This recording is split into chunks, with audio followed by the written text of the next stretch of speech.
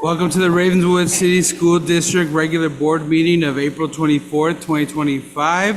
The meeting is now called to order at 6:10 p.m. We'll go into item number 1, which is roll call. Trustee Vergassi Bloom. Here. Trustee Shibohim. Trustee Lati is not here. Sorry.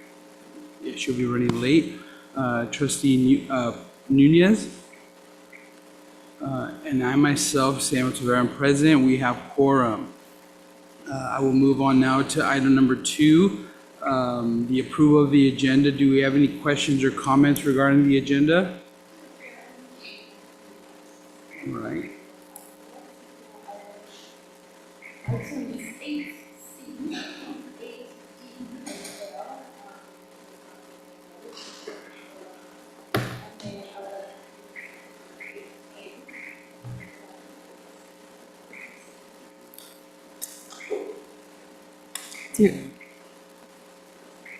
Through the chair, I'm also going to recuse myself from item 8K because I am employed by Children's Health Council, which houses Esther B. Clark. So.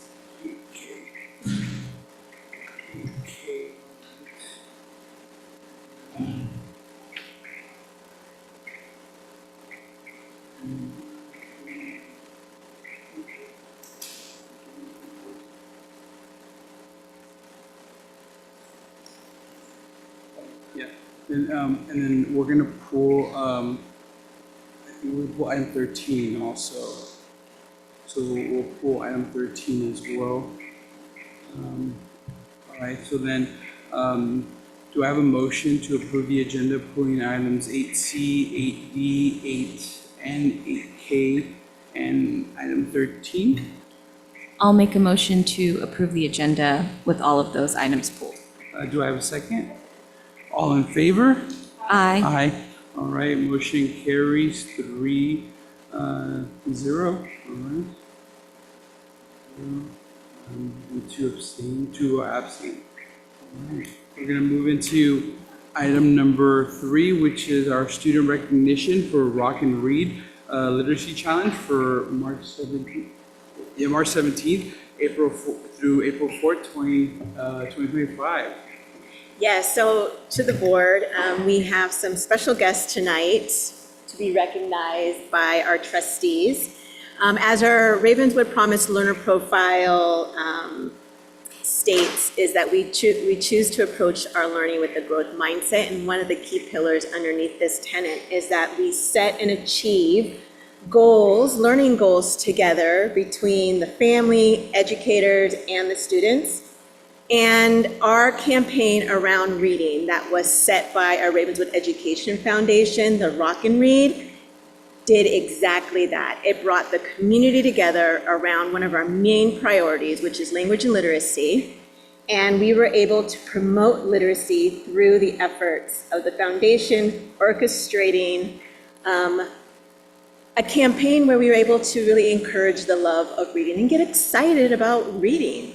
And so we had families, we had staff, we had volunteers really push this campaign. And as a result, we had over 213,000 minutes read across all of our schools, with 63% of our students participating. And so we're really grateful and excited about all the work that the foundation has put in place for us to be able to do this, but more importantly, the students who are doing all of the reading.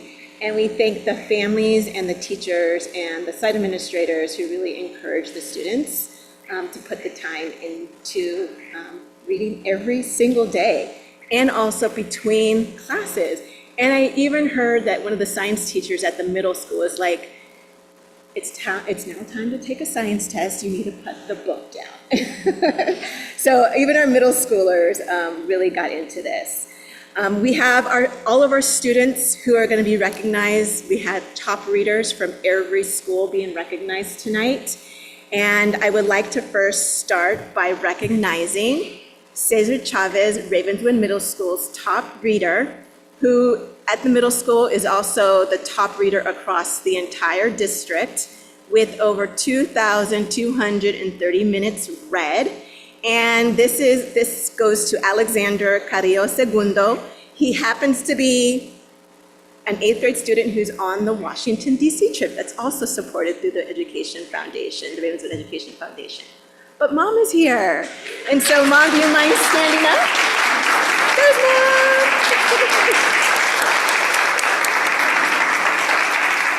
And so, Alexander is going to receive a $100 gift card on behalf of his efforts.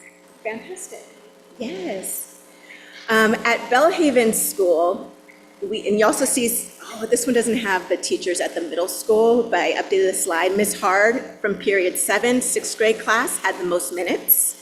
The 7th grade class, Miss Baldini's 7th grade class, period 1, had the most minutes for 7th grade, and then Miss Gentile's 8th grade class from period 1 had the most minutes. Miss Baldini's class had 13,143 minutes read. Bellhaven, do we have, Principal Miley is here as well. So we have our principals here who's here to support our readers. From Bellhaven, we have Principal Masuda here also showing support, and the student goes to, the student who read the most minutes is Solomon Gomez Hernandez. Where's Solomon?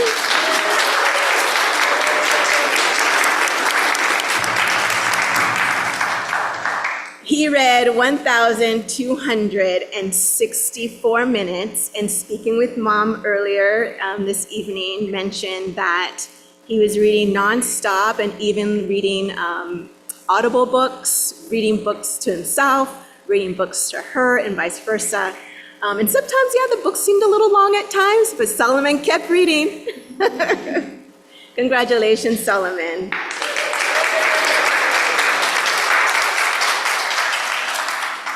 I'll go to, Solomon will receive, what's GMC stand for? GMZ?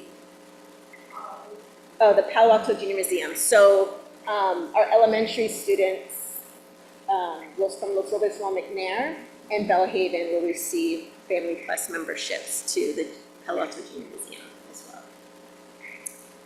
All right, and from Castaño School, we have Rhonda White, our principal, and also our vice principal is here, Miss Elizabeth Carriage. And our student who's being recognized is Ethan Kim. He is a 3rd grade student. He read 1,190 minutes. And he's not here today, but we have Uncle who is here, as well as, is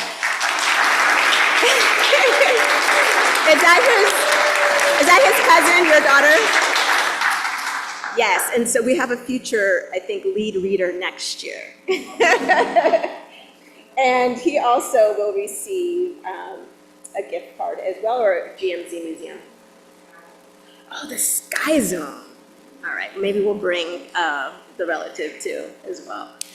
And then one of our top readers, it's interesting because our very top reader is an 8th grader, but one of our other top readers is our youngest of all students, and that was our TK student from Los Robles, Ronald McNair, and that's Diane Parra, TK student at Los Robles.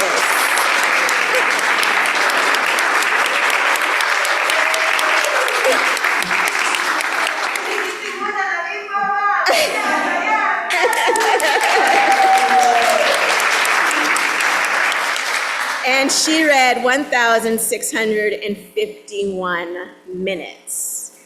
If we go to the next slide, though, I think this is kind of special.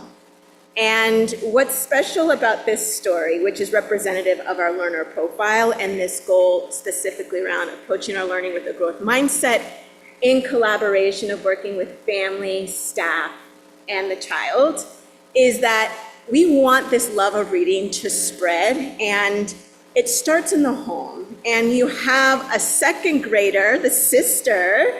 What is your name again, sweetie? Deleza, right?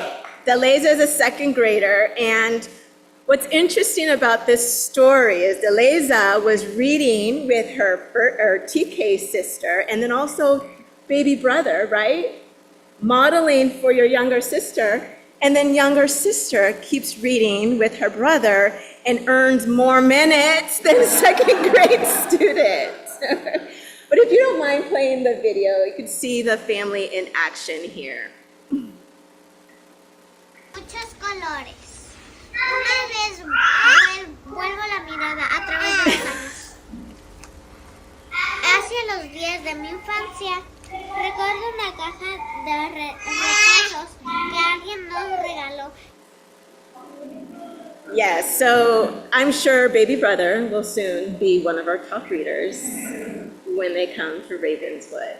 And I want to thank Dad and all the parents, the uncle, mom, and dad, and all the family members that support our students academically.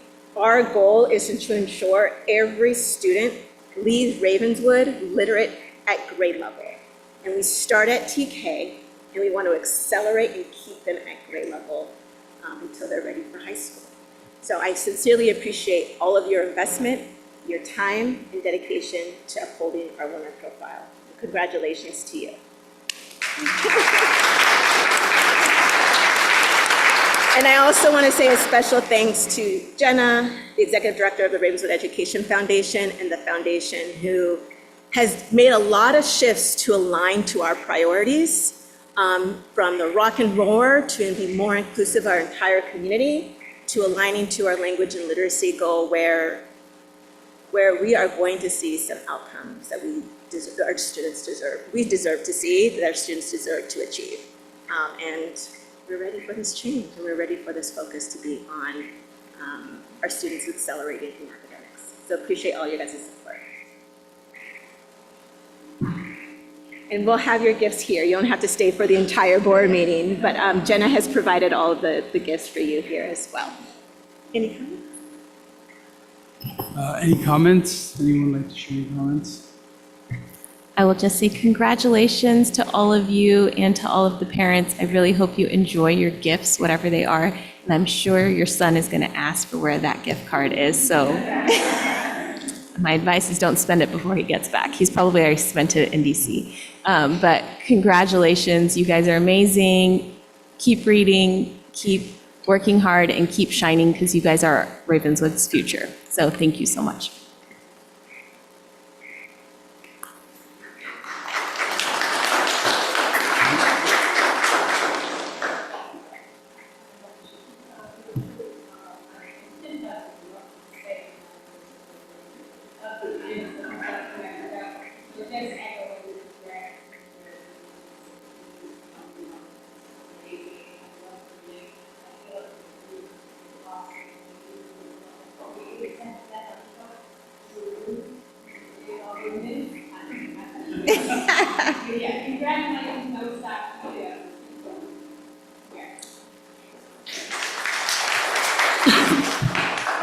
I just want to echo what's been said.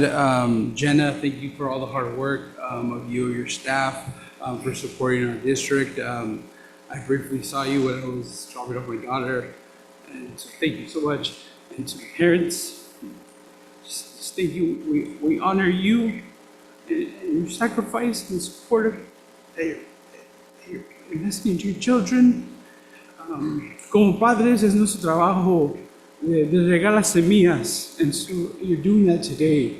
And so those of you, hear what I said, as parents, it's our job to water those seeds. And so you're doing that today. And so we honor you, and so we thank you, and we celebrate you.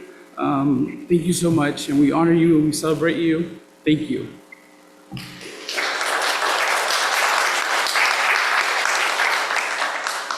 And just to add, like, the families, for you to be involved in doing this, whether you're in the home or your extended family members, you're modeling for the entire community of what's possible and how if we work together, we're going to accelerate and ensure our kids get what they need. Our Ravenswood Promise is about families and schools working together and holding each other accountable, but it's also to celebrate the successes, and it's so exciting that we're able to celebrate this with you. And I know we have site leaders who spent a long day today and are here as well. And, you know, from Alex to Christian to Rhonda, Elizabeth, and Michelle, and the VPs who aren't here, there's a lot of work that goes behind the scenes. And they're working every day to ensure that your children get the best instruction. But it doesn't stop it's not just at the school. It's all the time our kids are learning, and you're the support, and they learn from you first. And we're going to reap the benefits from your efforts, and you're going to reap the benefits from our efforts. So thank you again for upholding our promise.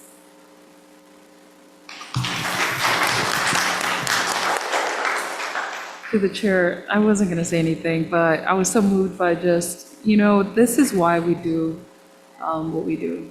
And it's so important that, we have a partnership, as a district, but also with our families. And to see all these successes just really, it really uplifts all of us. And so to our young people, continue to read. Reading is so incredible.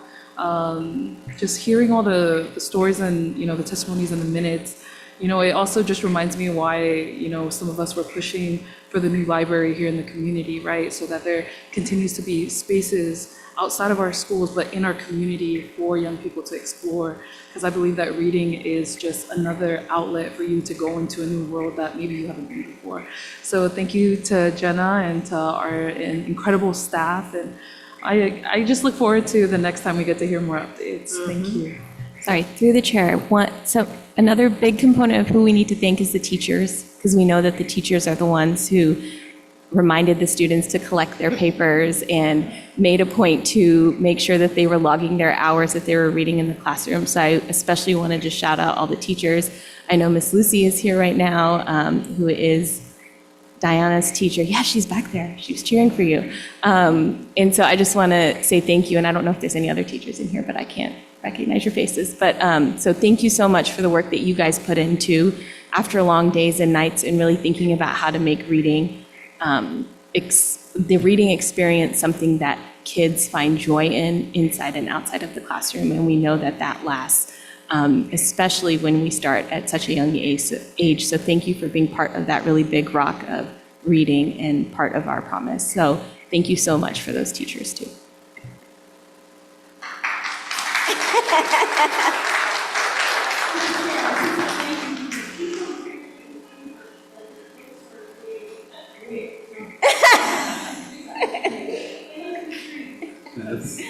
No, we're doing okay. Thank you for that. I do want to make a note that Trustee Latu arrived at 6:12 p.m. All right, and now we're going to move on to item number 4, which is closed session.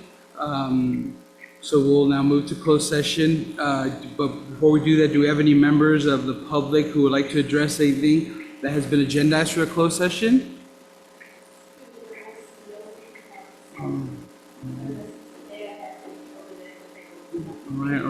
All right, then as I see none, then we will adjourn to closed session at 6:28 p.m. Thank you very much.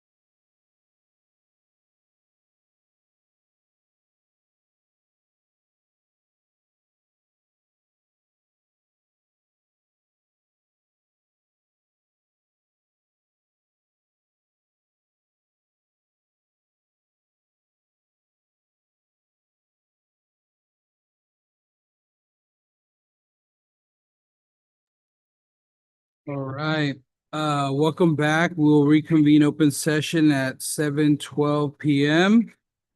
We will now move into item number 6, which is report of action taken in closed session. For item 4A, we have nothing to report. For item 4B, there was discussion. And now we will move into item number 7, from the floor. Do we have any members of the public that would like to address anything that is not agendized?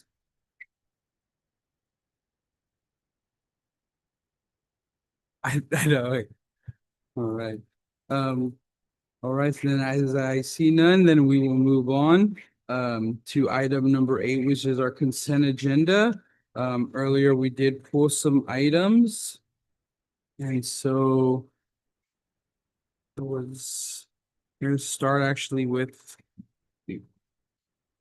All right, we're gonna vote. What? Actually, the Mela's here. Yeah, yeah. So then, we're gonna start with, can I get a motion to approve item 8B? I'll make a motion to approve item 8B. Okay, 8B. 8B, oh. 8C and D. 8C and 8. Okay, yeah, then that's, okay, sorry. Can I get a motion to pull item 8C and 8D?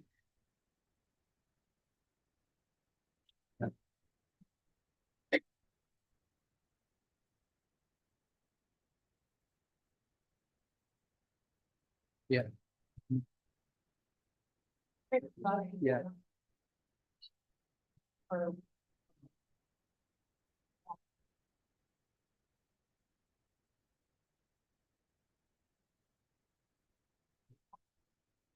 Yeah, so, okay, so, yeah, just for clarification, earlier we did pull 8C, 8B, and 8N. We pulled 8K and then we had pulled 13. Yeah, but that's not being said. Those are just items that were pulled earlier.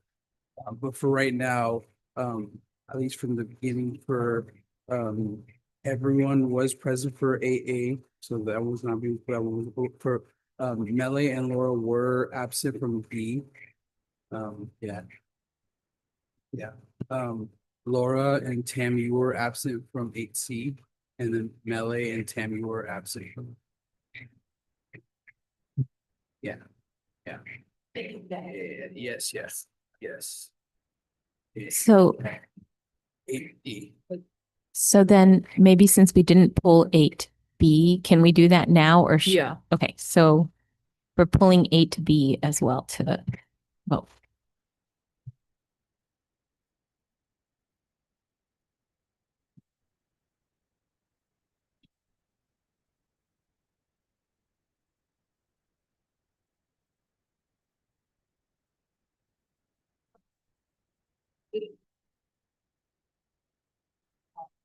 Oh, I was actually. Yeah. So for which were we asking for? 8D. 8D was Melee and Tam were absent. Yeah. But earlier we didn't pull 8B, and we would have to pull that because Melee and Laura were absent.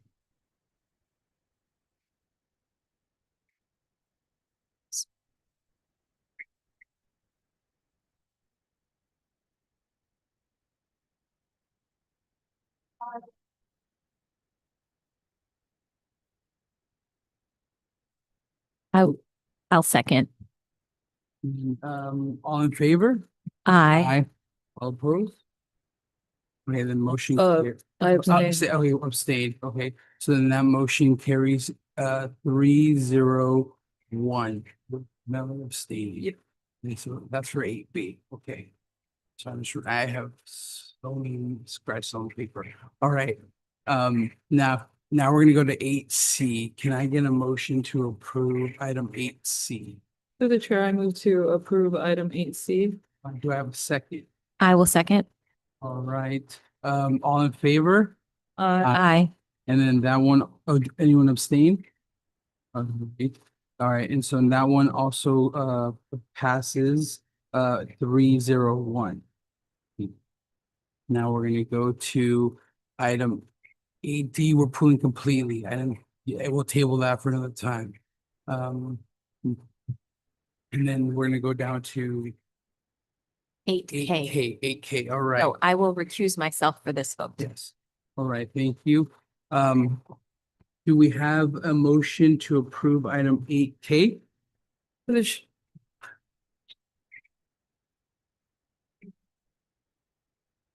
Do we have a second? I'll second. All in favor? Aye. That one passes 301 with Jenny stating. Recusing, sorry. All right. Right. And then we will now go to item 8N. And Tam is recusing herself. Do we have a motion to approve item 8N? Through the chair, I move to approve item 8N. Do we have a second? I will second. All in favor? Aye. And you staying? All right, so that one carries 301 with Tam, 300 because Tam has recused herself.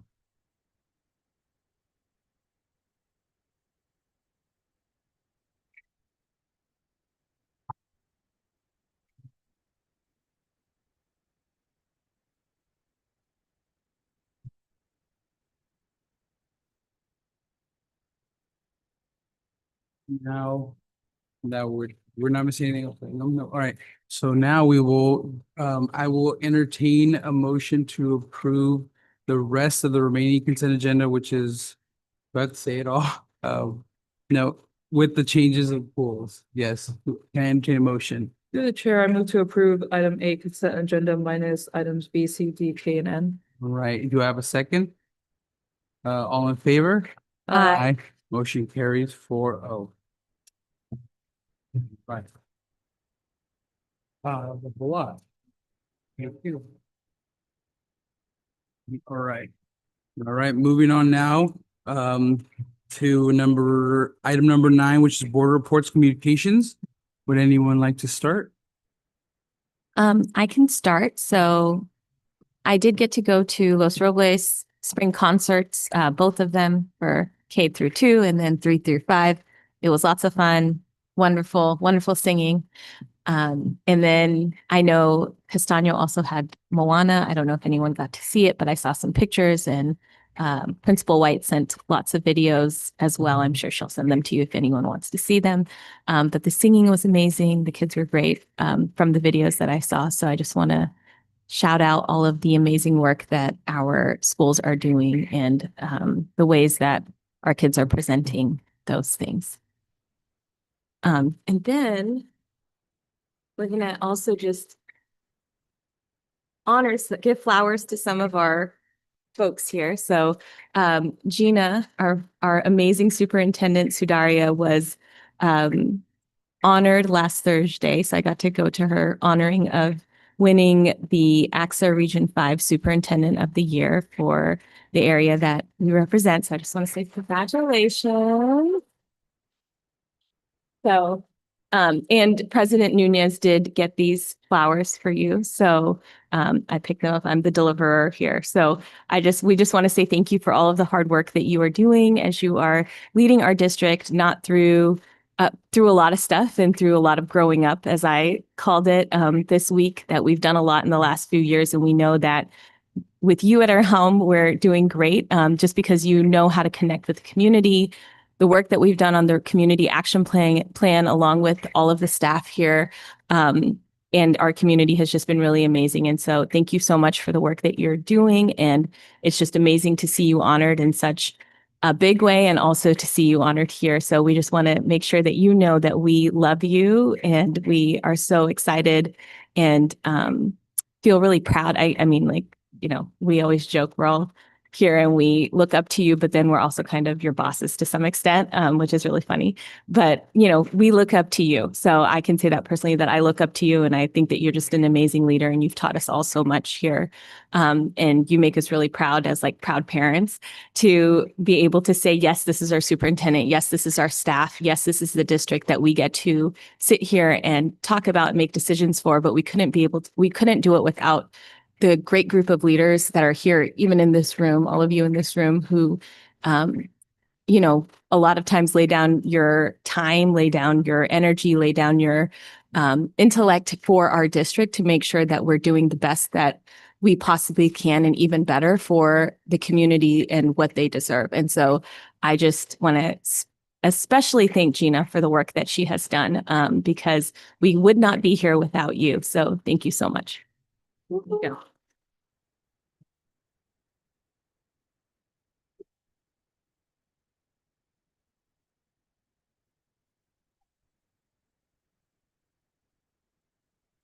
Next up, we would also like to acknowledge our admin professionals. So Maria Panetta, we just want to thank you so much for all of the work that you do, not only for our superintendent, but also for our board. You have 5 very special board members that require so very little of you, but we just thank you for being patient with us and always just being a joy whenever we do call upon you. We're so thankful for all that you do, not only for us, but also for our superintendent and for the district. So thank you for all your work. It doesn't go unnoticed. We really appreciate it. And sorry for, always having you have to text me millions of times just to remind us. But we're super thankful. And we just want to acknowledge you.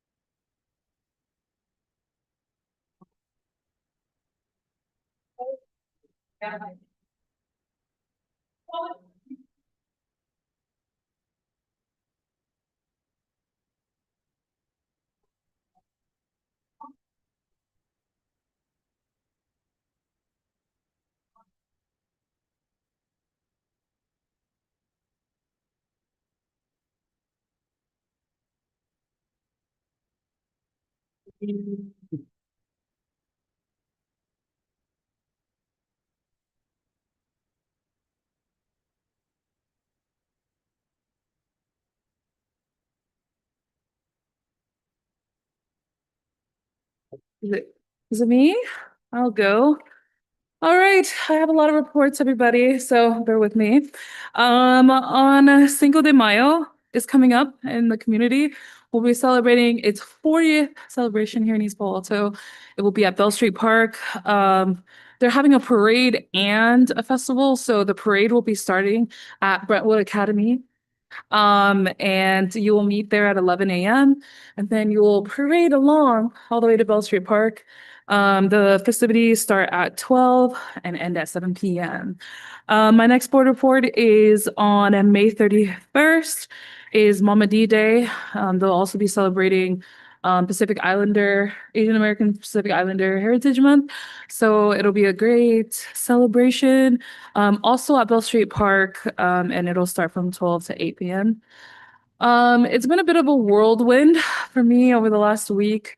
I was reappointed to the San Mateo County School Boards Association for another term, so I'll be serving once again. And then also I got an opportunity and was also appointed to serve within CSBA as one of our regional delegates. So this is the first time we've had a Ravenswood City School District member in this position, and it means a lot. Not because it's me, but because, it's long overdue that someone from RCSD should be on CSBA. And I think it's a great opportunity for our community, and I look forward to holding the door for someone else. as well in the future. So exciting news. And I look forward to providing more updates with all the other great things that they discuss. Thank you. All right, I just want to give a couple updates. Um, so for those that might have missed Moana the musical yesterday, I believe there's a Moana the musical tomorrow. Yes, it starts at 6 p.m. So I did miss yesterday, so the hope is to try to catch them tomorrow. But there also is so that's one highlight. There's lots happening in Ravenswood, so we're excited about that. Tomorrow in the musical, if you missed it yesterday, tomorrow. But also at Bellhaven, there's pizza popsicles. Tomorrow starting at 5 o'clock. So I did want to also highlight that event. Again, just excited for the lots of happenings at Ravenswood that's being offered. And then also want to give a shout out and a warm welcome to Claire Chandler, that our new executive director of educational services. So we just want to welcome you and thank you. And you'll be seeing her face and getting to know her. And so thank you. And we just want to welcome you. Yes, yeah. And so I think that's it for my board report. If I see nothing else, yeah, and again, so yes, thank you. Yeah, welcome. And all right, then we're gonna move into, all right, moving on to item number 10, which is the Ravenswood Early Learning presentation.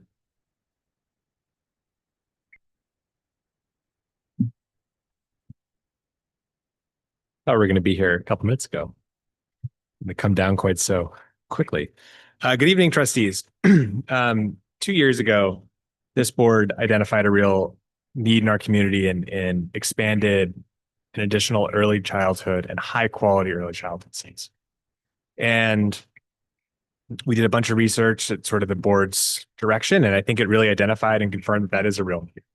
And I think as we sort of listen to what's happening in the national dialogue today about what's happening to early childhood seats, I think the board is right to continue the action of finding ways to address this crisis.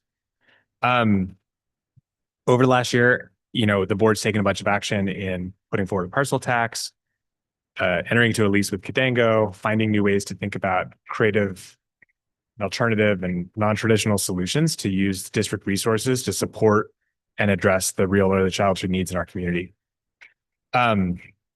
One of the things that we did as well was directly budget for seed funding to start an innovative approach to found a new organization, something districts don't normally do, to help lead this work and take some of the great steps and progress that the district's made over the last 5, 10, 15 years, and really expand upon that in a focused and dedicated way. One of the things that we did, maybe the best thing that we did, was the district staff ran a process to find someone to run and lead this work. And I'm excited to present Karen tonight to walk us through, Karen Pace, to walk us through some of the progress that's been made in a remarkably short amount of time. So we're really excited to highlight some of these things and let Karen kind of showcase some of the amazing progress that's been made. And without anything else, I'll just bring Karen up and she can walk through the presentation. It's an honor to present to you. I think I know all of you, some better than others, and want to acknowledge your really innovative thinking as a board and as a superintendent. I have given a similar presentation to this at county meetings. There is so much interest in our county about what you have done, about your commitment to early childhood education.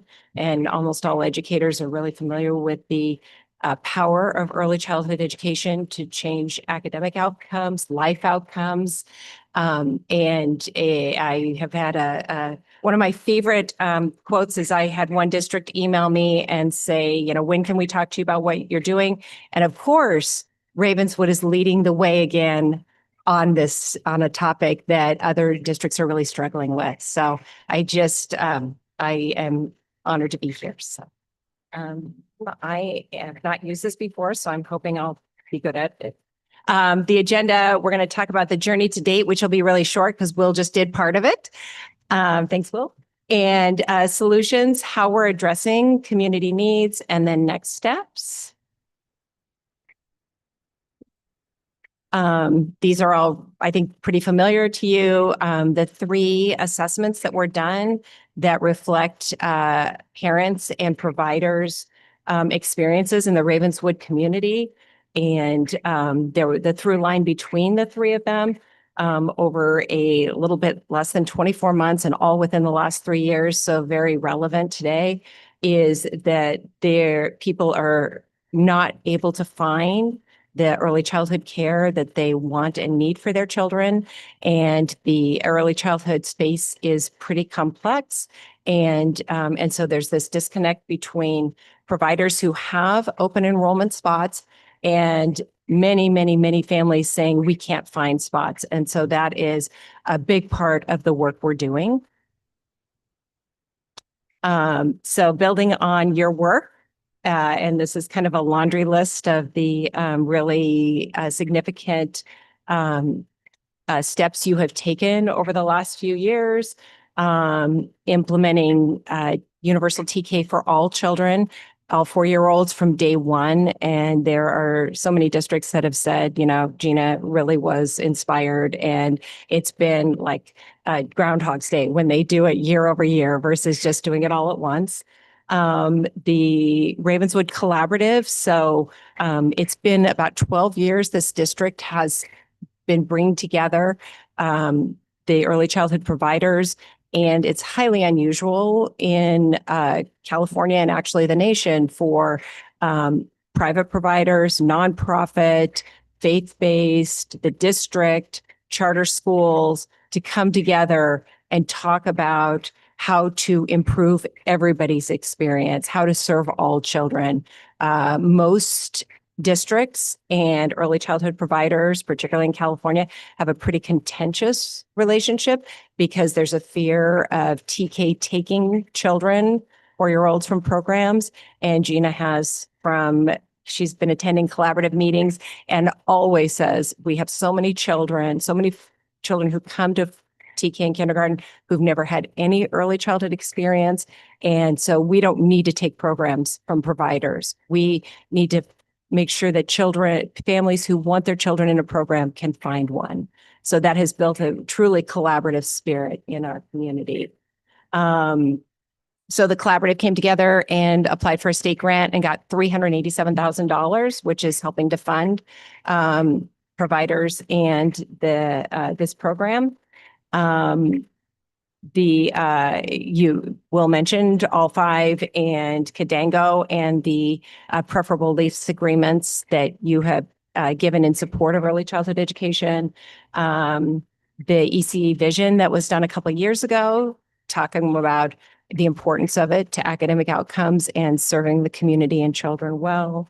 The parcel tax resolution, which again, I hardly go to a meeting where someone doesn't talk about your vision and understanding of how early childhood serves the TK through 8th grade experience and the community's incredible support of that parcel tax is a real testament to this district's communicating their vision for how to serve children well and the community understanding it. So many districts really struggle with communicating the vision for voters to understand. And then lastly, the MOU to hire the initiative director and allocating the seed funding, which I would be the director. So thank you personally. And the funding is funding the first year and all of our startup costs. And so we'll go through a little bit of that. So since last August, I helped with Jenny as the chair for the parcel tax campaign. And this is what I hear at so many meetings about a 78.65% approval rating is just unheard of and a real testament to all of you. We formed the early childhood organization, which was really just the formalizing of this very informal collaborative we had. So it's Ravenswood Early Learning. In addition to me, I have a half-time subcontractor who sometimes I loosely call an employee, but she's a subcontractor. And she has been really instrumental in accelerating the work. We are, after a few moves, we are located in the district enrollment office and are thrilled to be there. It's nice to be near the technology team, and there is a collaborative spirit between us and the enrollment team, and it has really served us well that families come in to enroll their children, and they have their younger children there with us, and we have the opportunity to talk to them. Coordinated enrollment access. So I'm going to show you a little example of that in a minute. Facilities lease management, we're supporting the effort for Cadango's lease and making improvements to that facility and helping guide Cadango's a very successful and well-run program. And we are working to help support instituting best practices in the build-out. So Ravenswood children really have the highest quality early childhood experience. Staffing support, we're attending job fairs. We have a recruiting effort for all early childhood providers. Most providers are really busy and it's really hard for them to recruit as a one-off. And so we're supporting that. And then lastly, managing the state grants implementation that is specific to early childhood.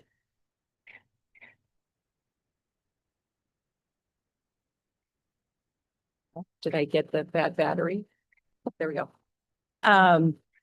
This is most of what we've been talking about. It's just a graphic to show the inputs from the district, all of you, from the providers and their input, and then philanthropy and grants. We have the 2 state grants, excuse me, and then we have a number of philanthropic organizations that are interested in supporting the organization.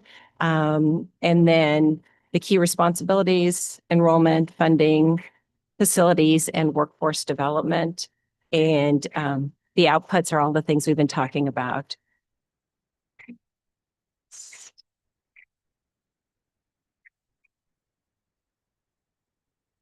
Okay, thanks.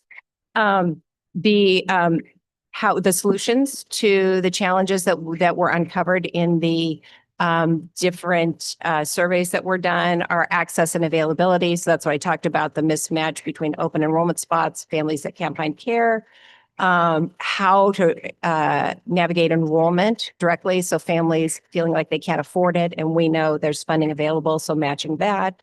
Affordability in addition to state subsidy tuition, helping, encouraging programs to do partial pay tuition for middle-class families. Staffing is the job fair and recruiting I talked about. Community, continuing the relationships and building on the relationships that already exist between providers, the district, charter schools, all the different organizations in this community. And quality design is really at the heart of all of this work. We know that early childhood education is most powerful when it's in a high quality setting with high quality educators. How we're solving it. So this is many of the things we've talked about, and the graphic is kind of detailed. So in your spare time, if you want to dig into the weeds, it's just matching up the inputs with the outputs for you to be able to see the power of the work and how it's influencing the community and providers and children. And then this is when I mentioned the coordinated enrollment. So one of the first things we did was create an online early childhood navigation website with a partner, Avella Technologies, which typically does very large communities and school districts, New Orleans, Philadelphia. And they believe so strongly they're a Bay Area-based company. They believe so strongly in early childhood, the mission of the organization, and in the Ravenswood community that they made this investment. They are charging us, but a very, very low rate compared to other districts or other big communities because we're such a small organization. And this provides the opportunity for families to navigate. We have almost 50 providers in the community. We have about 35 of them on the site right now. We have all center-based parent participation, District schools are on there, charter schools are on there.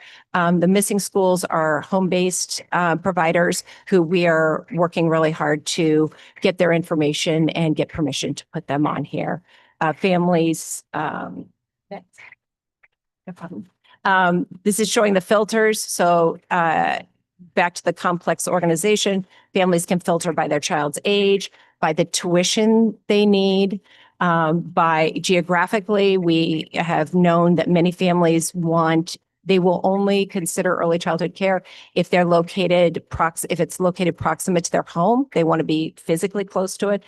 And then there's many other metrics, which is, education advocates, you'll understand, outdoor learning, child-centered. And then we have the QRIS ratings on there, so people can filter by that. Terminology, and it's hard to see on this screen, but if you zoom it out, we had the ability, we were talking earlier that so much of education is acronym based or terms that aren't familiar to someone who has a young child. And so we are taking most of the terminology and adding definitions to it so that families can understand what the filters and the metrics mean. And then characteristics.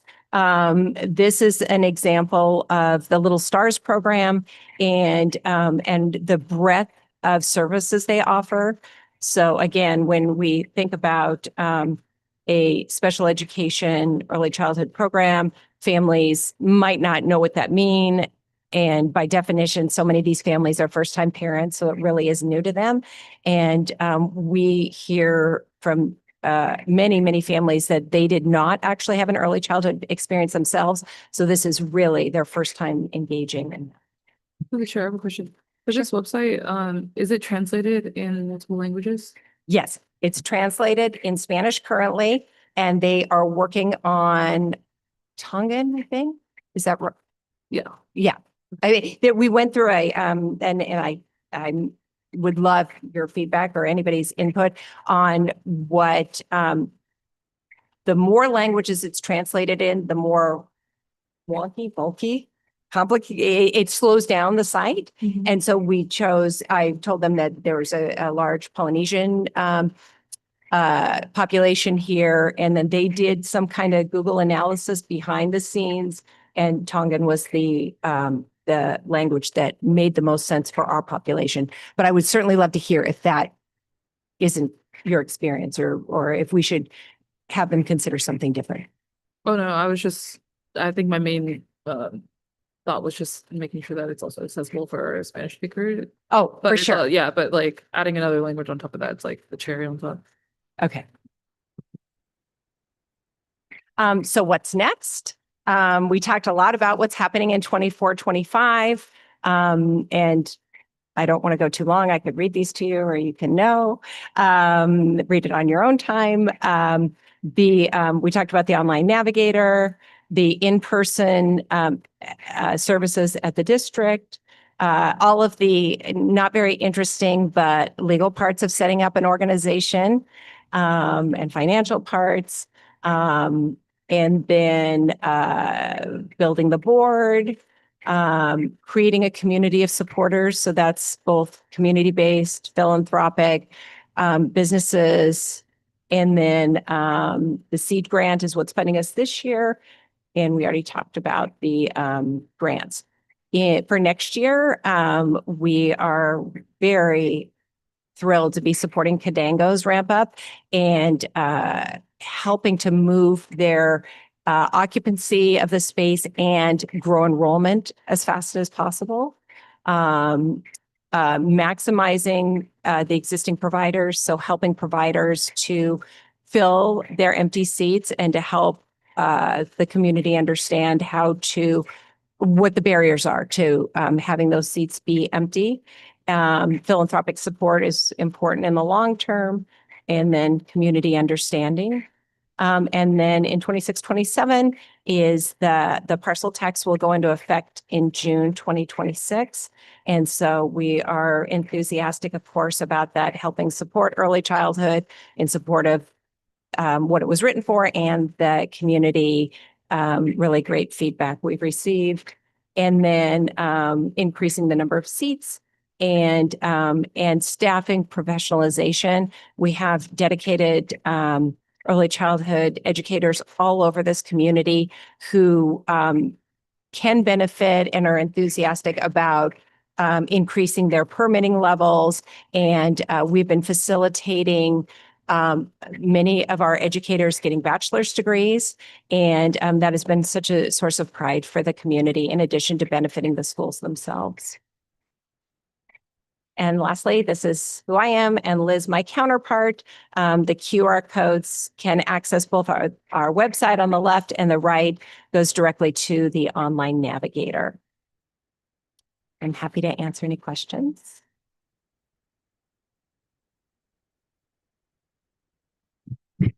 Any questions?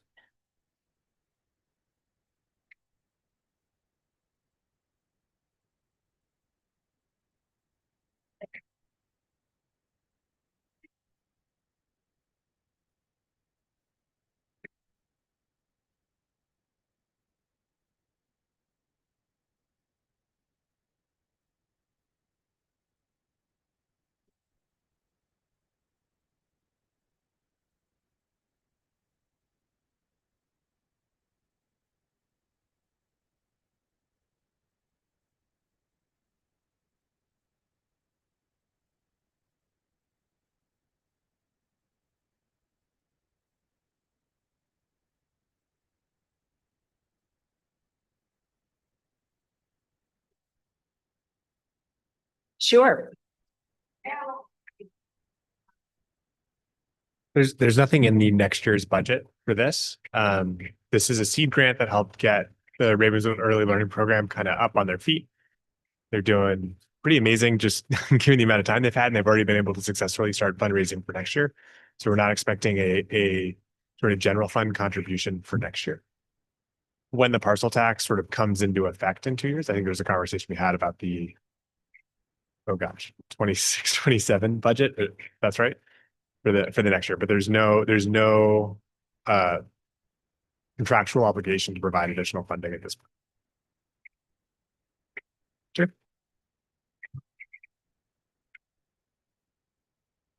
Thank you, Ms. Weiss, for this presentation. Just wanna, on the top of my mind, I really appreciate slide 5,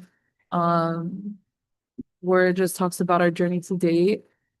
Because one of our biggest things is when we go to the community for, a parcel tax or a bond, it's important that we follow up with what we were promising, right? And so that was one of the things we highlighted when we went for the parcel. And just, seeing, okay, that wasn't that one. It was slide 4. Yeah, so that timeline is 4 and 5. But the slide is really important just to show our community that, we heard what the needs were, and we're continuing to do the work, even though it might not be highlighted every single board meeting. But we have kept true to our promises to our community. And this is just a bit of a timeline of where the conversation started and where we are today.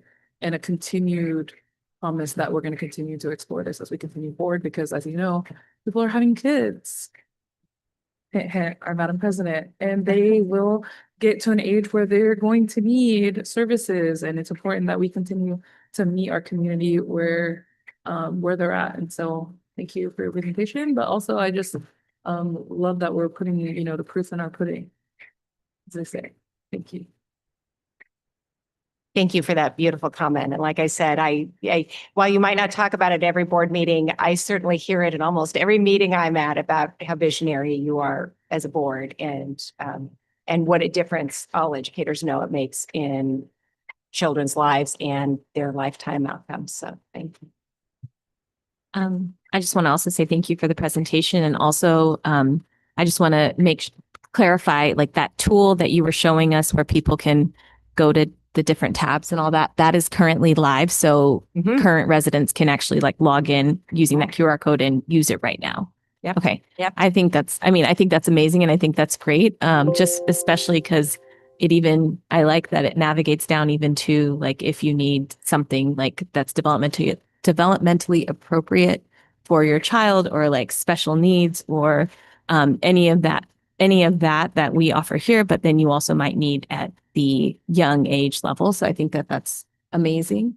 And also that it's live. And I really hope that our home care providers also sign up for this because I know I found for my children that are here, they were at home care that was right around the corner from my house when they were little babies. And, we found her because she had a poster up in front of her on her gate. Right. And I walked in and I talked to her and all that. And that's how we ended up at the home care place. And so if I had a tool like this, I would have definitely looked up like, oh, let me go visit some more places or even find her through that versus randomly being on Azalea instead of walking down Wisteria, right? Like that's how random it is that I found that person. So I think that if our home care providers are listening in, I think it's a great tool to also sign up for because I think it can really help parents like me who are maybe looking for something smaller versus a large center too, and more convenient that we can support those small businesses as well.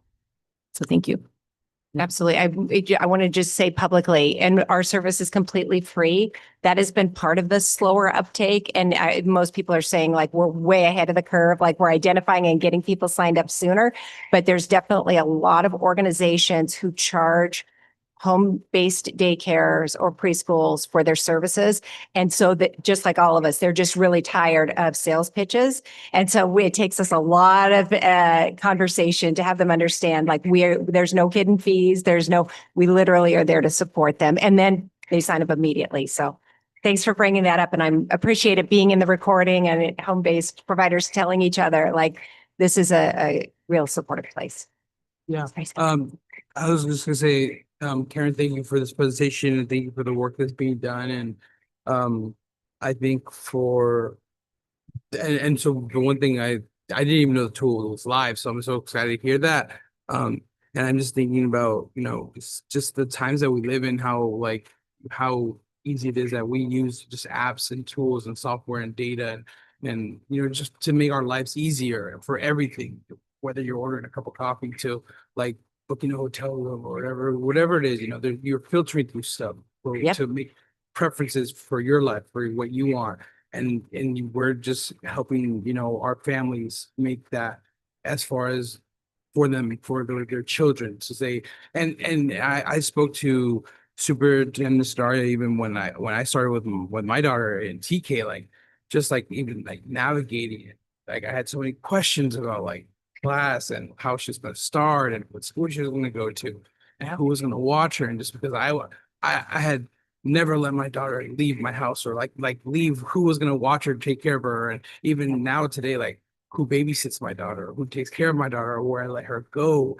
Like those things they matter to me, like, and then those decisions about, where we entrust her to. And so having those tools available and seeing just like looking at these images here and, being able to just check it off and just making that available for our families to be navigate and have those options. I love that. And I'm thankful for that and excited for what's next and seeing the highlight of the next couple of years. I don't want to ask what's next beyond that because, I don't know, but it's still excited to see. Yeah, so thank you for that. Thank you. Last thing I'll say is I think most of you know me and I'm really informal and straightforward. So I would just love any feedback. If there's anything you find that you have an idea, and we do have, like with the navigator, there's technology constraints, but we want to hear it, and the technology company is very open to our feedback. So, or anything else. And definitely if you know home-based providers, if you encourage them to let us put them on here, that would be awesome too.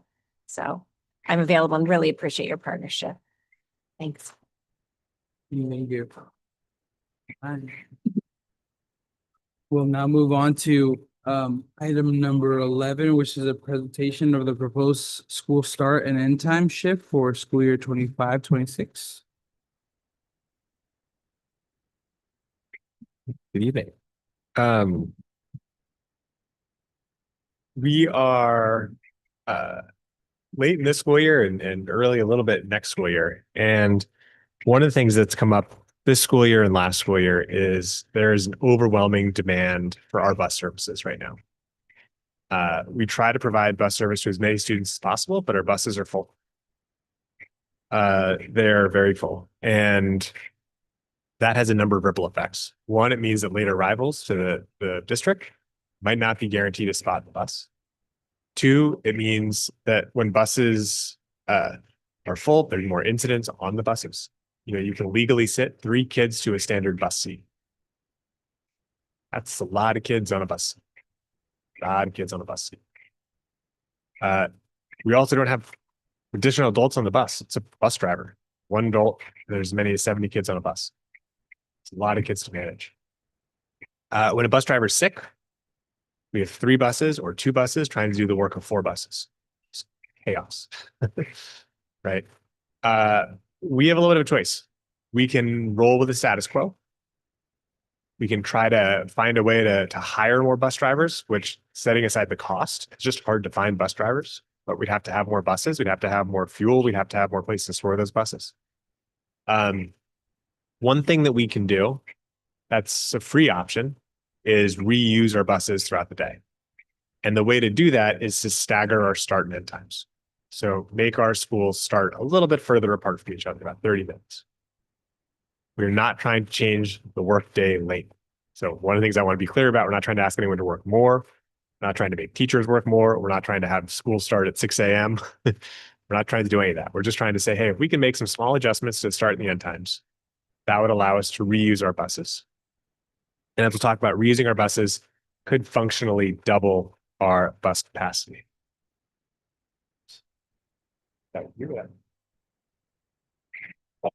Well, with one drop off, right now what we're doing, we have 4 buses going to 4 schools. And it's basically mirrored in the afternoon, right? 1 bus, 1 school, every school is 1 bus. If we went to 2 different staggered drop offs, and I'm sort of using these times as example times, we'll talk about some of the possible proposed times later in the presentation. But we could still use 4 buses, but this time we could have 2 buses going to the school in the morning. And those 2 buses could drive for a little bit and go to a second school. So now each individual school has 2 buses serving it instead of 1 bus, thereby doubling the bus capacity. And again, this is sort of functionally mirrored in the afternoon.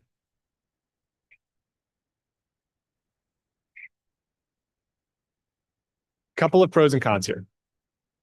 The clear pro is that there's more bus capacity and there's going to be more slack in the system. There'll be more empty seats. So what that means is that if someone's out, we're better able to cover those missed routes.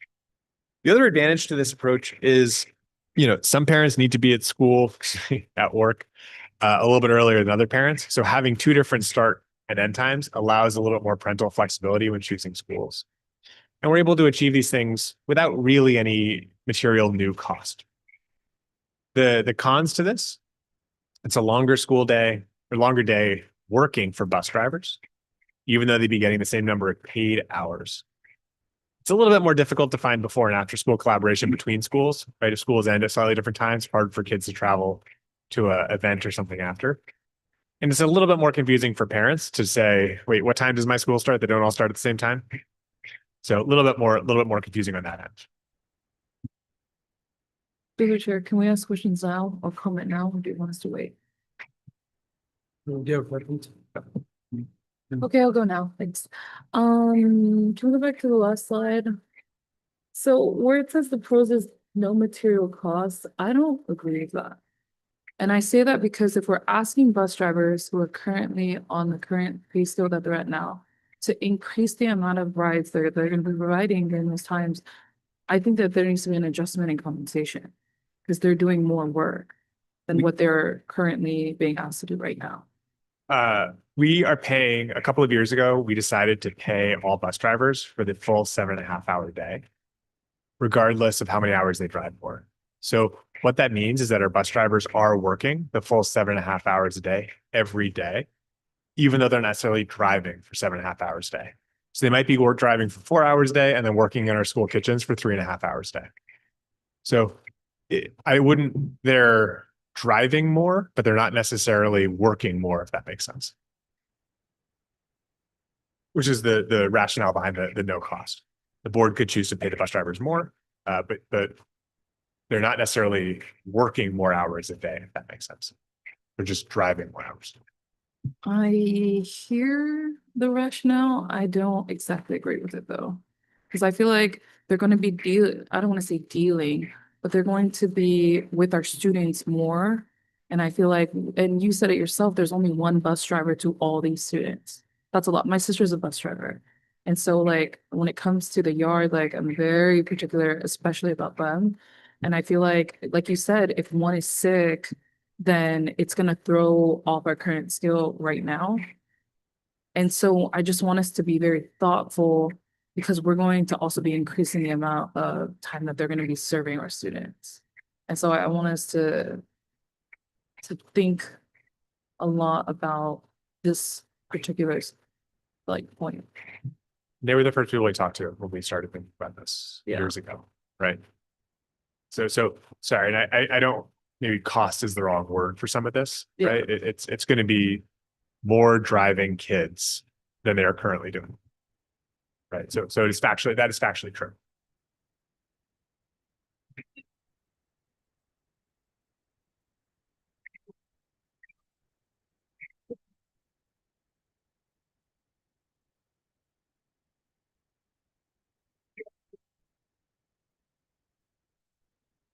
Bus drivers and van drivers do something called fill time. So if their route ends, they have some number of hours to work up to 7.5 hours a day. And it could be something that it's been tricky to sort of find the perfect match, but we try to find something that best meets the needs of the district and also meets the needs of the individuals. So we have some bus drivers or van drivers, both. We have bus drivers who have maintenance experience. So maybe they're actually repairing the buses. They're doing sort of more mechanical work or working on skills to develop that kind of expertise.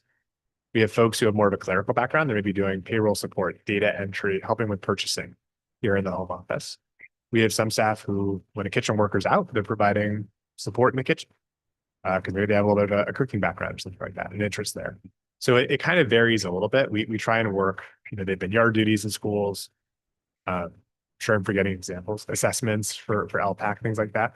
We try to find things that meet the need of the district where we maybe don't have the right person to do 2 hours of work in the middle of the day, right? And so they're sort of stepping into some of those roles.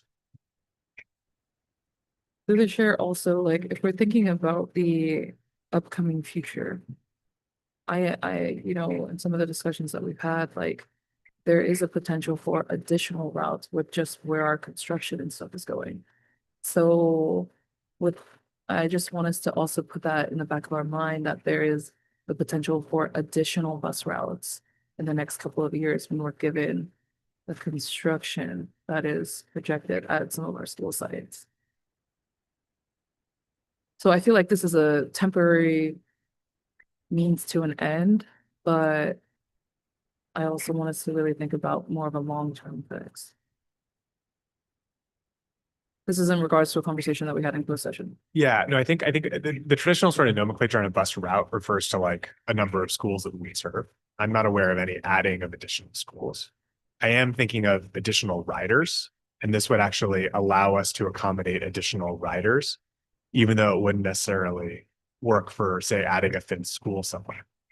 So I think this actually addresses a need of a influx of students, but doesn't require us to add more buses to serve those students. And there would be less students on a bus? There'd be less students, assuming that there's not this like unbelievable pent up demand of kids we're turning away, but we would end up with fewer kids on average on the bus and more kids riding at the same time.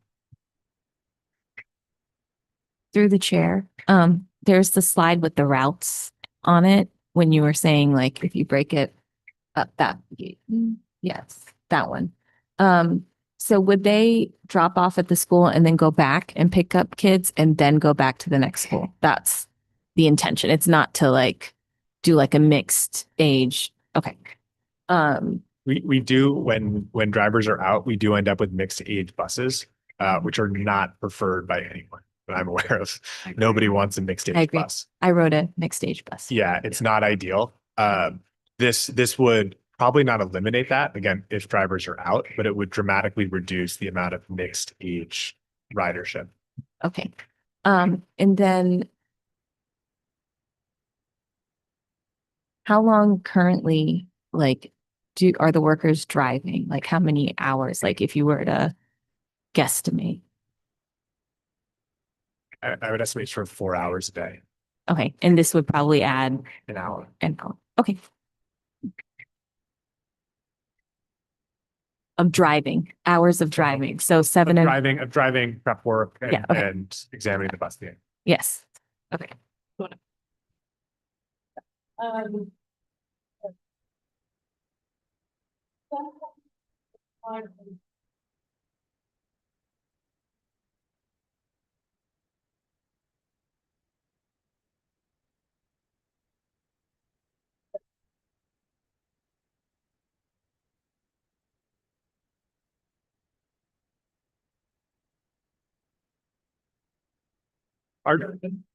Our drivers have a mix of like recent hires and sort of more senior hires.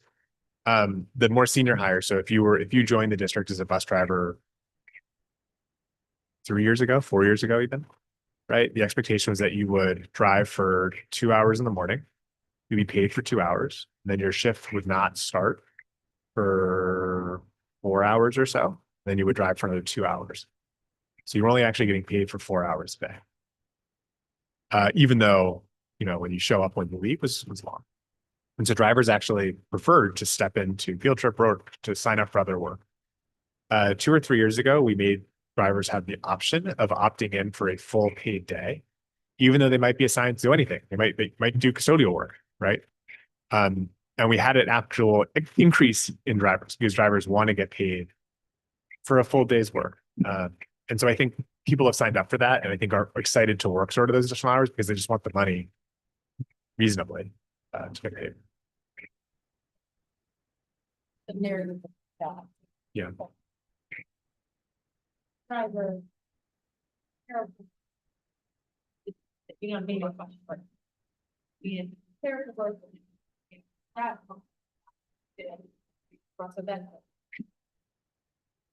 And I came here just for a bit of context. I came here from Boston Public Schools. I think it's come up once or twice. Boston has 3 different start times. It starts at 7:30, 8:30, and 9:30. So drivers there actually do a much longer morning shift and a much longer afternoon shift. San Francisco, like some of the bigger cities will do that kind of staggering as well. We're a small district, right? I mean, we're not San Francisco, we're not Boston. But it's not unusual for drivers, I should say, to do multiple schools as part of their morning route. So they might do 3 schools, 2 schools. That's not uncommon. And a lot of the private companies that hire bus drivers privately do that. I actually don't know. I wonder if your sister does multiple schools or not. Okay? It's not, say it's sort of a normal part of the job. Chair, also, did you have, and yeah, it's this, but did you have a conversation since we only had 4 families with staff regarding this? Yeah. And we're talking to unions about it as well, just to keep that going. I can't go into too much detail on the bargaining part of this, but and there are, just to be clear, a lot of other staff who are affected by this too, right? I mean, I think we haven't necessarily gotten to this part, but if we did do a sort of change in these start and end times, it has impacts on when instruction starts. So there's impacts for families, it has impact for students, right? We're trying to sort of keep those things similar, but it'll feel different for the school to start, in some cases 15 minutes later, some cases at the same time, but in some cases 30 minutes earlier, right? I think all of us know getting up 30 minutes earlier might feel different. So it's a big shift, not just for the drivers. I don't want to minimize that, but I do want to acknowledge there's a big ecosystem in this. And I would say the people who will probably be the most impacted are the students who want a bus right now and don't have one. Right. So I just want to also make sure they're not forgotten in this. I did want to sort of come with options. So just naming that there are some different options here. One is we could hire 4 more bus drivers. That would achieve the same goal. It just has an extra cost, right? 2, we could just limit who rides the bus. We could say, as some other districts do, 7th and 8th graders, you get a bus pass, but you don't get a guaranteed bus. or students are only eligible if you live a certain distance away from school. You should walk if you live half a mile away from school. And of course, we also don't have to change anything. There's no, there's no law, there's no edict, there's no anything saying we must change something. It's more, this has just been an issue for the last couple of years, and I want to make sure that we're being responsive to the issue here, or at least exploring being responsive to the issue. So a couple things to balance. The schools do need to be some amount of time apart. We cannot reuse buses if the schools are 5 minutes apart. You can't pick up any number of kids 5 minutes. We also want to be thoughtful. We know older students need a developmentally later start time. Also want to make sure that staff have a relatively consistent set of hours. We also want to meet the ACEs and ELOP requirements that we have. Programs have to operate 15 hours a week, and they have to go till at least 6 p.m. Kids don't have to stay there for that long. They have to have a program open till those hours. We do have bargaining contracts that have hours and requirements and things like that. Then we do have some minimum instructional minutes that we hit at all grades, but especially in 4th through 8th grade. So I'm not coming with an answer tonight. There's no board action tonight. We're just sort of exploring this. I want to make sure that, changing start and end times, even if it's a small tweak, right, has big ripple effects in the community. So I want to make sure that people are aware that this is something that's being explored. And also just want to hear your board questions, thoughts, things to investigate as well tonight. So with that, I'll close my presentation and reopen the conversation perhaps.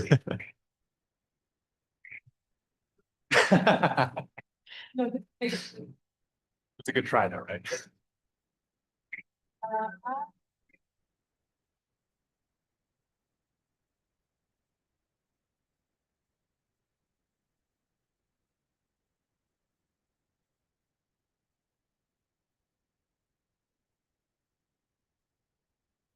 As a Bellhaven parent, I'm like tripping. Like, I'll just be honest. Yeah.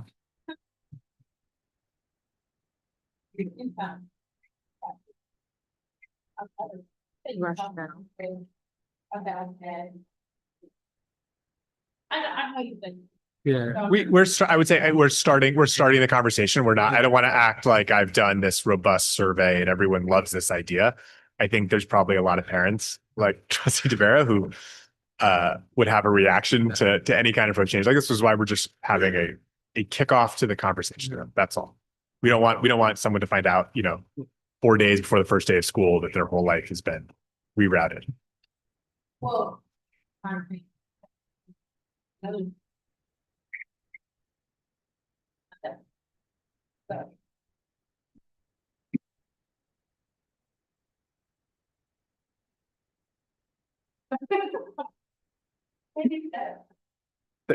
There's not, I can sort of walk through the thought process here. We currently have sort of 2 late schools, Bellhaven and Castano, and 2 earlier schools, Los Robles and CCRMS. There's a thought that CCRMS should be after 8:45, or should be one of the later schools, just because older students, on average, wake up later and need the later start. So that kind of means that one of the 3 schools, 2 of the 3 elementary schools would need to shift to the earlier time slot. Right? Los Robles already is, as I think the trustees pointed out, like is an earlier start school. So it's a smaller move to move 15 minutes earlier. The question then becomes, does Bellhaven or Castano make more sense? One of the things that we did do in this, and again, I'm not trying to act like we've done robust parent engagement on this front at all, but we looked at tardy data and just said which school has tardier students on average, thinking pushing back a little bit would actually help alleviate some of the tardiness. And we did find that Castano had materially more tardy students on like sort of an average student basis than Bellhaven did. So we thought it would make more sense for Castano to kind of stay at that later. That was rationale, but if the trustee feels strongly that I would say several years ago, not too long ago, schools started at 8:25 a.m. on a regular basis. And all of our schools are open even as early as 7:30 for families, right, with the forced school care. It's just when that first instructional bell, like the first start of academic instruction begins, is what we're looking at. So I think for me, I know this is the beginning of a conversation, so I think my first question I have is like, in beginning of this conversation, this is the beginning of our, but like, what's like the timeline looking like for this? Like, what is like the expected like timeline for this? Like, when would you need like approval for this? It's really not, it's certainly not about me, Yeah. right? And Yeah. I think our thought would be we want to give parents as much Yeah. notice as possible. So if you do need to switch schools, you change routines, like you have as much notice as possible. So I think we'd like to sort of have a general direction for the start of next school year by sort of late May, early June. Just to give parents time to plan and react. At the same time, I think there's a world where it's later or earlier, and that's sort of just my rough thinking. And then another question I have, I know at the beginning there was a talk about like the operational costs or if the adding hours to the like drivers and I know they're given other tasks, then how would that impact maybe some of the roles that they're already doing that they're losing, that they're doing work already? Like, would we have to maybe like hire elsewhere, or what would that look like to fill some of the work that they're already doing? That's a good question. I think it would depend a little bit on the nature of the work and the role. It might mean that just some positions don't have substitute coverage. And that's sort of my first thought on the CNE team. It might mean overtime for certain staff. But so I think there's probably some friction there, but I think it very much depends sort of on what the specific full time would be. And even under this, they probably still be able to do maybe not 3.5 hours of fill time, but they can maybe still do 2 hours of fill time. So it's not necessarily the support there is totally going away, just as changing the hours. And then I mean, as for myself, I mean, it does look like a big jump. I mean, just because it was the first time I saw it, like the first time. But like, and yes, it does look like a big jump, but it's like thinking like, obviously prepping, like even starting the whole process this first year, my daughter starting school. I think, like you said, giving parents, families as much time, warning, whatever, planning. I think it's doable. It should be, I should have said this earlier, but it's also, I've seen districts sort of implement this over time. Yeah. So if the 30-minute jump felt like, oh my goodness, maybe there's just spitballing a little bit, but you do like an 8:45, then an 8:30, then an 8:15.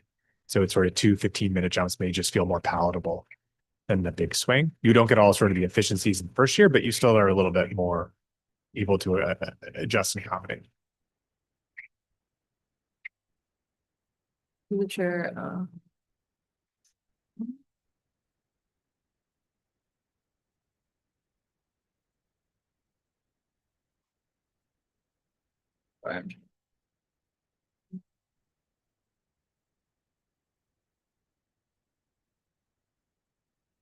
for slide 6, I don't know about hiring for additional bus drivers, but I would be open to definitely looking into hiring at least one more so that there is flexibility if one is sick.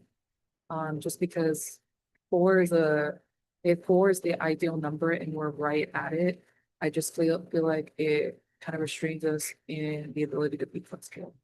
And so like me personally, I would be open to at least adding an additional bus driver.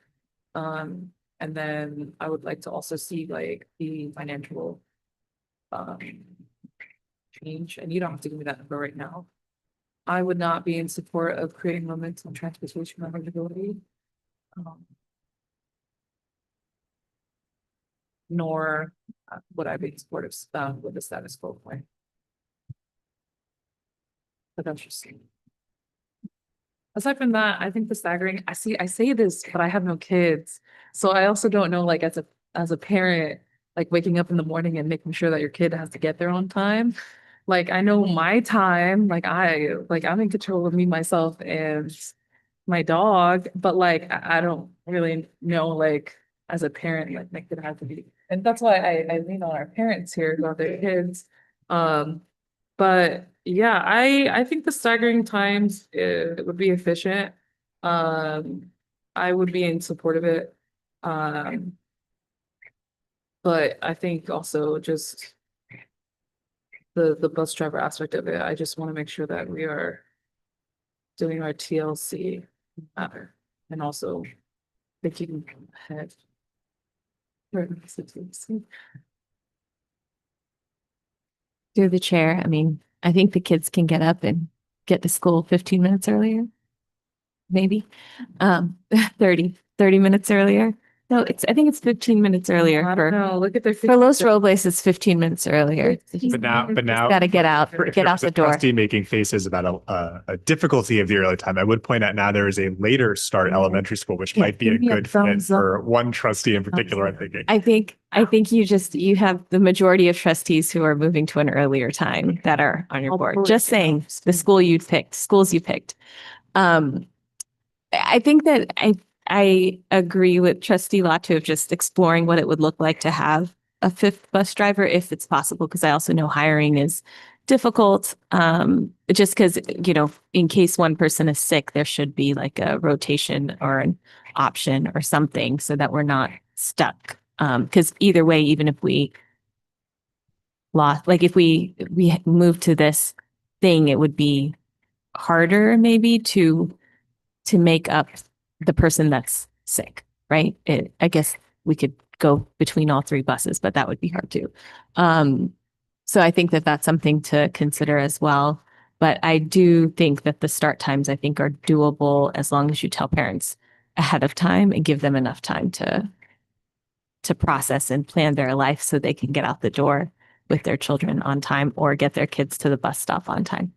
So Put banners up around. Do you know the current like route time? Like, what's the estimated route time? Because it says 8:20 drop off. What's the time? Yeah, really good question. I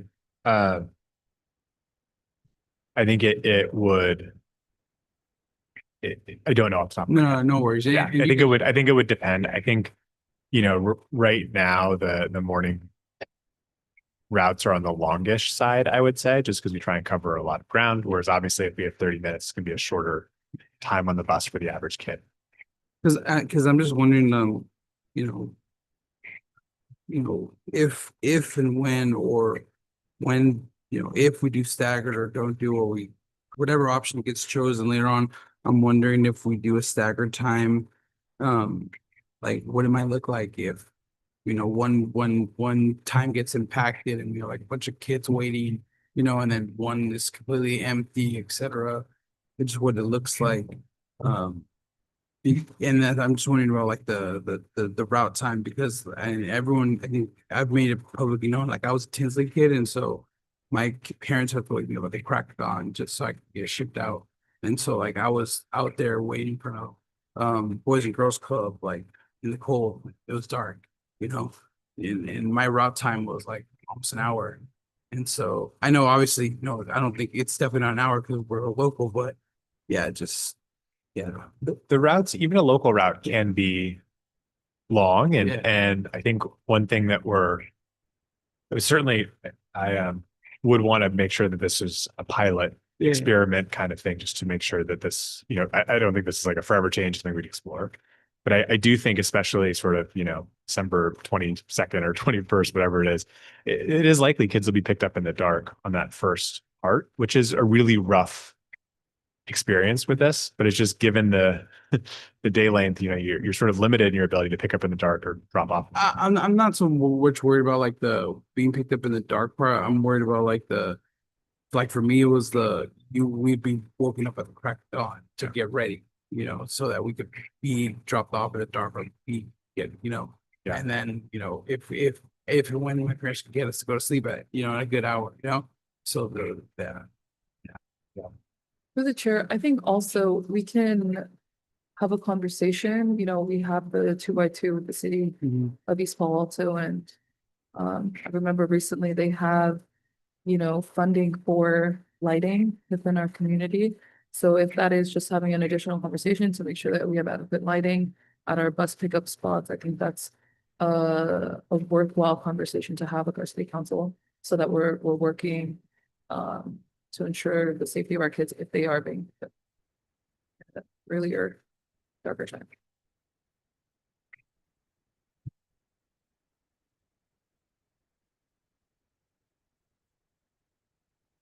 Thank you. You. Wait, I changed my mind. Just kidding. Back for next time. All right, and no more questions, all right. Then I will move to item number 12, the consideration to approve resolution SY 25-30, requesting the State Board of Education waive the district's statutory bonding limit. We were lucky to have Karen Pace here talking about ways Ravenswood's pushing the envelope in a lot of ways lately. This is another way that we are pushing the envelope. At some point, the state of California established speed limits around how quickly you could issue bond debt. There may be some good reasons for that, but one of the things that we've been doing lately is moving very quickly through the construction projects that we have. Right now, we are just done with Cesar Chavez Ravenswood Middle School, but that does mean that Bellhaven, Los Robles are well underway. Castaño is coming real soon. We're in the design process there, and we just got out of CCRMS. So we are moving and grooving. Almost all of our schools have active big construction projects happening right now. It's very exciting, let alone the district office. So the good news with that is that we are moving quickly, which means that construction inflation, we've locked in a lot of sort of lower cost things. We've got more bang for our buck. But we are running up against the district statutory bonding limit. So what that means is that we can only issue a certain amount of debt without a state waiver. The state waiver process through sort of something we've done before, but the specific sort of code is fairly routinely waived here according to our financial advisors who kind of work through this all the time. So what we're asking for is just the board to approve district staff to request from the State Board of Education a waiver of our statutory bonding limit so that we can issue not more money than the voters approved, but just the remaining $60 million we have yet to issue. If we're able to do that, we're sort of full steam ahead on Castaño. If we're not, if the board chooses not to request this or the state board does not approve the waiver, Castaño would likely be delayed. Which would obviously reduce the amount of money we spend on improving that site, which just means it's a smaller project that we would be able to do. We have been able to meet with all of our unions. Both of our unions, they're both very supportive of this. We also met briefly with members of our Citizens Bond Oversight Committee, who were also supportive of the pace with which we are rebuilding our schools and supportive of the district's request of the board to request of the State Board of Education to waive our statutory bonding. With that, I'll conclude my presentation. Thank you. I'll entertain a motion to approve resolution SY 25-30. Through the chair, I move to approve item 12. Do I have a second? I'll second. Resolution number that's resolution.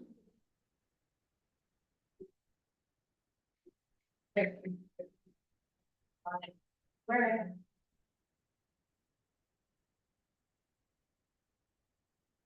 All right, all in favor? Aye. All opposed? All right, motion carries 4-0.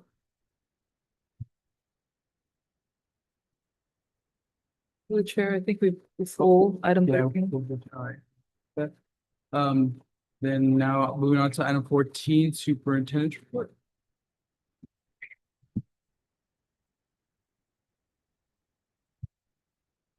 Perfect.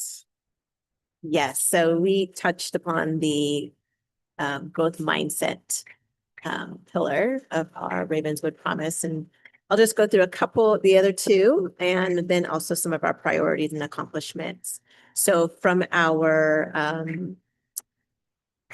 find joy in who we are and the communities we are a part of, and you might have read this in the memo that I sent out as well, but I just wanted to make sure the greater community is informed about the work that we're doing in terms of celebrating the joy, pride, and community support on our new CCRMS sports facilities with our brand new tennis courts along with our brand new turf. There's a lot of pride and joy as they take full advantage of this new beautiful space. And I just want to reiterate the unwavering, the appreciation for the unwavering support from our community and all the various folks who, philanthropists that had funded the magical bridge and the space behind the Ravenswood, Cesar Chavez Ravenswood Middle School. It is state-of-the-art facility, and I would love for our community to join us in our Ravenswood Promise Walk on Monday for CCRMS, where they have a chance to be able to not only take a peek inside of what we are doing in the classroom, but also the spaces that we've been able to provide for our students and what will be able to be available to our greater community once we work with the city on how to best utilize and manage the space for it to last for a lifetime. Also at at Los Robles Roma McNair Academy. This picture here is third graders taking care of their outdoor student learning area, and which is a vibrant garden. It's going to be a future outdoor classroom, and it will be a place where students can do some hands-on learning, real world learning, and it will just only encourage exploration here, there, doing some compost and getting ready for their future garden there and learning how to reduce waste and being able to firsthand take care of their school community. I'm not sure, Trustee Bloom, if your babies have had a chance to take a look at the outdoor student learning area. Have you seen it yet? Are you excited? Is it beautiful? Are you excited? Fantastic. Yeah, so it is already available, and we'll be showcasing the new facility as well as our network specialist, tech specialist, Tony Solorzano has become very skilled at the drone and has gotten us some great shots of our new spaces. And then around our discovering and exploring with an open mind. There's so many things, as Trustee Tavera has mentioned, that's happening across our district. Right now it's interesting how we have our fifth graders learning about the revolution, where currently our eighth graders are all the way across the country in Washington, DC, learning about US history in its entirety. And here are fifth grade students in Castaño School. They are actually firsthand, like really engrossed and embedded in the learning of the revolution, taking on the characters. I remember this has been going on for several years. My son, when he was in Miss Rivera's class as a fifth grader, had a chance to do this. He's now 18. So it's been going on for the last decade. And it's something that every student who attends Castaño School look forward to and appreciate this opportunity for our students to discover and explore the history. Also, recently, earlier this month, actually, we're still in April, it's almost May. Yeah, so we really had a wonderful opportunity to release our published community action plan along with our community members, where over hundreds of families and students and staff members have come together. And we now have a clear community action plan where we have a shared vision for success. And it's grounded in the Ravenswood Promise. And it is a clear plan for the next 1, 3 to 10 years of what we want to be able to accomplish to ensure that our learner profile becomes true for our students. We have a solid roadmap that we will not deviate from, and we have a clear purpose of how to move forward to provide support for our students confidently, our current students, and to be able to welcome new families. And so we're very excited about where we are at this point with a clear plan. And some of our main priorities, some of the accomplishments of our main priorities, language and literacy, attendance and talent. Under language and literacy, you can see a list of the accomplishments thus far. We are proud that at this point in the year, we have increased by 77% our literacy proficiency compared to this time last year. Also, the fact that every school in every grade level, including our middle school, has a dedicated time outside of tier 1 instruction where students are getting the just right instruction to accelerate their literacy. We are not going to let up on the fact that we need to ensure every student, as we mentioned earlier during our Rock and Read celebration of our students who read the most minutes, every student, we want to be literate at grade level when they leave Ravenswood. That is our Ravenswood promise.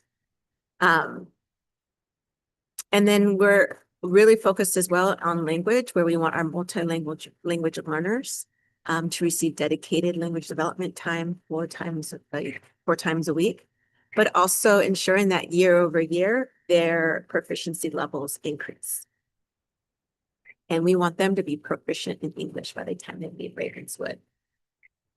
In regards to attendance, our second priority is ensuring that we are providing the best for our students and they want to come to school because they have a mentor of any adult on campus that will support them, and they have a caring adult on campus that they know they can trust. But our attendance is at the highest right now since the pandemic. Will has alluded to this as well when we're looking at our budget, that our attendance is actually in a better place than it was since the pandemic. And what's also encouraging and what's reflective of the work here that the district has done to ensure holistic support for students is the before and after school care to support with increasing our attendance. So families, as was mentioned, dropping off students at 7:30 in the morning was a concern. 2 of our schools have city year, and now next year, all 4 of our schools have city year to be able to support with supervision. And not just supervision, but more rigorous instruction where they're supporting our universal tier 2 time. And they're actually also providing tutorial services for our students. And of course, our partners with EPAT and BGCP who support our after school programs. And they've taken on some tutorial programs that we have during the school year, during the regular school day. So it's extended into the after school program. And over the last 2 years, our enrollment has increased, I should say. And so now we are stabilized, and we've been sitting around over 1,500. And then our third priority is around talent. And this year, as we mentioned at the beginning of the year, how we were thrilled to start the year with 100% of our classrooms with certificated, credentialed educators. Every school has an instructional coach to support the learning of our educators. And what's also exciting is our talent initiative, which is the first in the state to develop an innovative salary scale that rewards great teaching. And also with that 80% of our staff who are who are considered effective educators based on their evaluation have elected to stay in the district. So we're really excited about the progress we've made around language and literacy. More importantly, is that it is reflective of student outcome. Ensuring that our attendance is continuing to increase as you must be in school in order to receive high quality education. And then the education that our students are receiving and having the most effective adults engage with them day to day is critical. And because of that, I feel like we are moving forward in a very productive way that primes us to be able to receive not only new families, continue to serve our current families, but able to receive new families with confidence that we'll be able to accelerate and support their children's learning.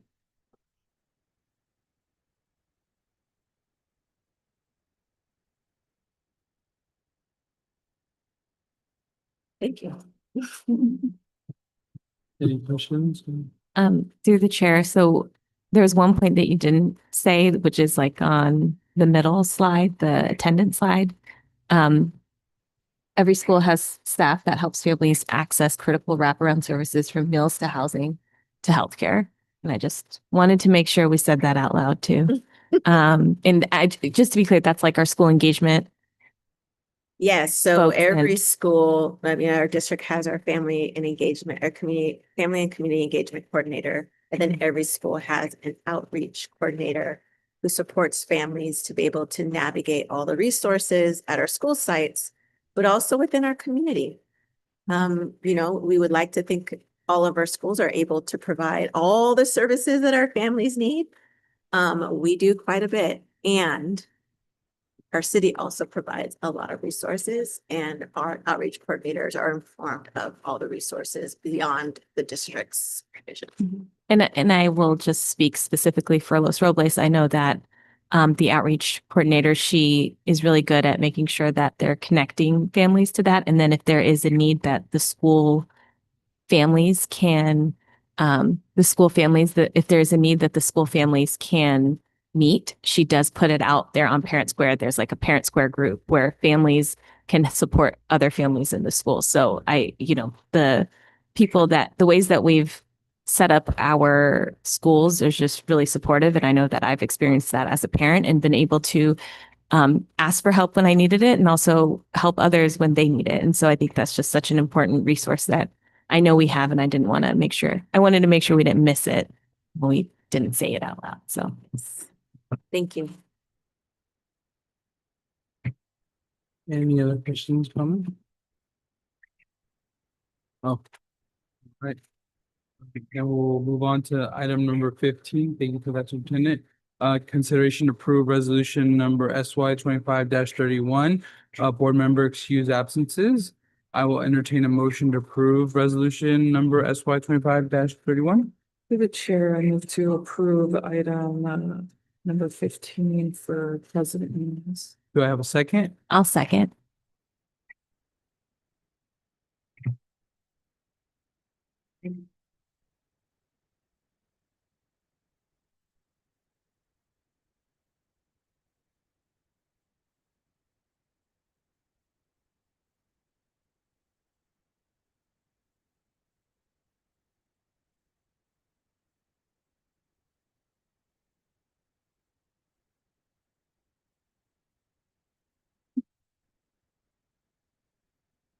All in favor? Aye. All opposed?